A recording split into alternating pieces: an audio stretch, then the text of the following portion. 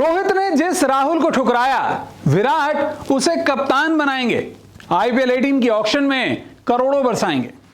जी आपने सही सुना, टीम इंडिया और न्यूजीलैंड के बीच पुणे टेस्ट खेला जा रहा है और पुणे टेस्ट मैच में टीम इंडिया के टेस्ट स्क्वाड से केएल राहुल को बाहर का रास्ता दिखा दिया गया है। अब ये कह सकते हैं कि केएल राहुल टीम इंडिया के T20 टीम के बाद टेस्ट टीम से भी बाहर हो चुके हैं। लेकिन अब केएल राहुल के लिए मसीहा बनकर आ रहे हैं विराट कोहली, क्योंकि विराट कोहली की टीम यानी कि आरसीबी में केएल राहुल की एंट्री होती हुई नजर आ रही है। तो क्या ये पूरा मामला, चलिए मैं आपको बताता हूं। दरअसल आईपीएल सीजन 18 में आरसीबी के साथ बतौर कप्तान जुड़ सकते हैं केएल राहुल। अब केएल राहुल के फैंस के लिए, विराट कोहली के फैंस के लिए यह खबर बहुत अहम खबर है, क्योंकि आरसीबी की रिटेंशन लिस्ट में अब तक सिर्फ विराट कोहली का ही नाम है। अब तक आरसीबी ने अपने तमाम जो 2024 आईपीएल का जो स्क्वाड था, आईपीएल सीजन 17 का स्क्वाड था, उसमें सिर्फ एक नाम फाइनल किया है, वो है विराट कोहली का। ऐसे में विराट कोहली के बाद जो दूसरा नाम आरसीबी के रडार पर आ गया है वो है केएल राहुल का। क्यों? क्योंकि विराट कोहली चाहते हैं कि आरसीबी के साथ एक अनुभवी भारतीय कप्तान जुड़े।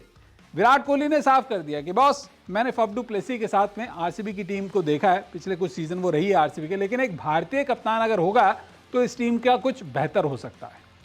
अब यहां पर एक भारतीय अनुभवी कप्तान के अगर बात करें तो रोहित शर्मा का नाम सामने आ रहा था, लेकिन रोहित शर्मा को मुंबई इंडियंस रिलीज ही नहीं करने वाली। ऐसे में जो अनुभवी खिलाड़ियों की बात करें जो कि आईपीएल ऑक्शन में सामने आएंगे, जिन्हें रिलीज किया जाएगा या जो खुद आईपीएल ऑक्शन में अपना नाम डलवा रहे हैं, उनमें केएल राहुल का नाम सबसे आगे दिख रहा है। आरसीबी के रडार पर हैं वो, और यही वजह है कि बेंगलुरु के ही रहने वाले जो केएल राहुल हैं वो आरसीबी के रडार पर आ चुके हैं। आरसीबी मैनेजमेंट ने यह साफ कर लिया कि बॉस, इस बार केएल राहुल को छोड़ना नहीं है, आरसीबी के साथ रहना। और विराट कोहली की जो बैकिंग है केएल राहुल के लिए वो हम सभी जानते हैं। केएल राहुल का आईपीएल 18 के लिए एलएसजी से अलग होना तय है। हम ये भी जानते हैं कि आईपीएल के पिछले कुछ सीजन्स में जो एलएसजी मैनेजमेंट है उसके साथ में केएल राहुल के रिश्ते अच्छे नहीं रहे। हालांकि एलएसजी के जो ओनर है संजीव गोयनका, उन्होंने कोशिश की है बताने की कि भाई केएल राहुल के साथ मेरे रिश्तों में कोई तलखी नहीं आई है, लेकिन जो कहते हैं ना कि अगर धुआं है तो कहीं ना कहीं चिंगारी भी होगी। यही वजह है कि एलएसजी से उनका अलग होना था। और राहुल का एक विकेट कीपर के साथ साथ एक अच्छा बल्लेबाज और कप्तान होना, ये जो एक तरह से तीन रिस्पॉन्सिबिलिटी है ना, वो उठाते हैं, वो चीज़ आरसीबी के लिए बहुत ज़्यादा फायदेमंद है। एक भारतीय हैं, अच्छे बल्लेबाज हैं, आईपीएल का रिकॉर्ड देख लीजिए, अच्छे विकेट कीपर हैं, आईपीएल कम से कम T20 फॉर्मेट में विकेट कीपिंग भी ठीक ठाक करते हैं, और तो और वनडे वर्ल्ड कप में भी उन्होंने विकेट कीपिंग की थी, हम सभी ने देखा।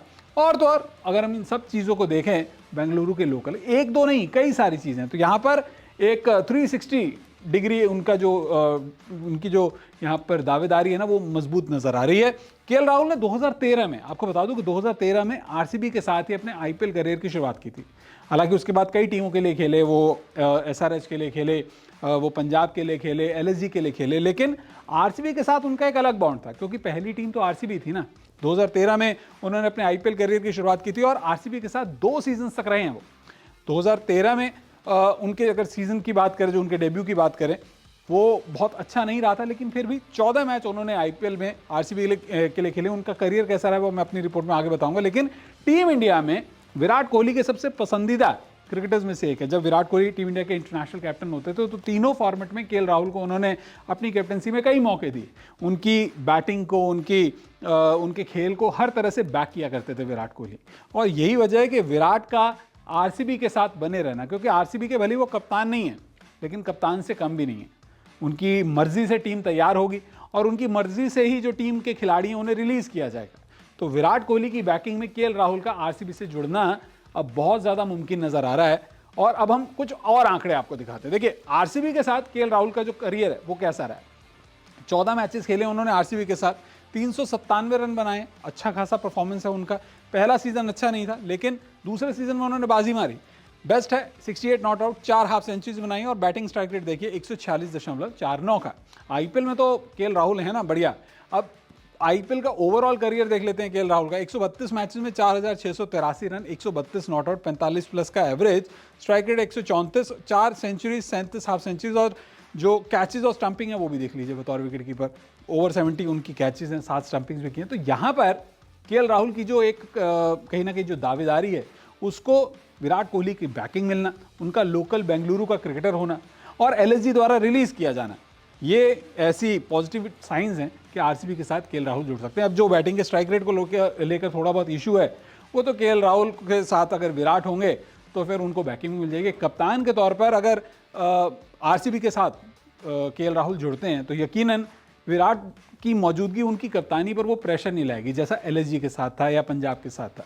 विराट होंगे तो उन्हें पता है कि भाई मैं कप्तानी का पूरा बर्डन मेरे सिर पर नहीं है, आधी कप्तानी विराट भी संभालेंगे। तो यही वजह है कि भाई रोहित ने टीम इंडिया में जिस राहुल को ठुकरा दिया है, अब आईपीएल में विराट उसे कप्तान बनाएंगे और जाहिर तौर पर आईपीएल की ऑक्शन में करोड़ों बचाएंगे।